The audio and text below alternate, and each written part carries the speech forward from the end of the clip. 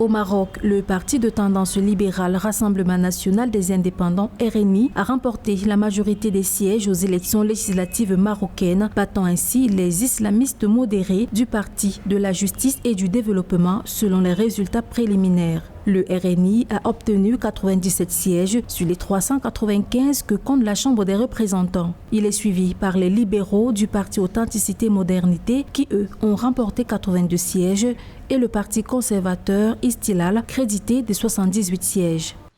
Ce qui explique cette déroute, c'est incontestablement un vent de dégagisme qui a soufflé sur la scène politique marocaine. Il faut dire que les Marocains en ont assez de cette gestion des islamistes qui a duré pendant des années et qui n'a pas réussi à trouver des solutions à leur pouvoir d'achat, à améliorer les services publics et à gérer les affaires du pays. Donc il y a un sentiment d'échec, de déception et de dégagisme qui s'est exprimé par les urnes.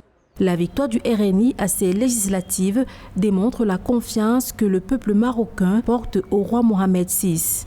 À côté, les islamistes déboutés durant le scrutin dénoncent des irrégularités parmi lesquelles la corruption à proximité de bureaux de vote et des confusions sur certaines listes électorales. Une thèse battue en brèche par le ministre de l'Intérieur qui indique que les élections se sont déroulées dans les circonstances normales. Le roi du Maroc, qui est le chef d'État, va, une fois les majorités constituées au sein du Parlement, choisir une personnalité pour constituer un gouvernement. Et donc, il est fort à parier que le gouvernement sera issu de cette grande majorité constituée de 3 grands partis qui ont remporté la majeure partie des sièges.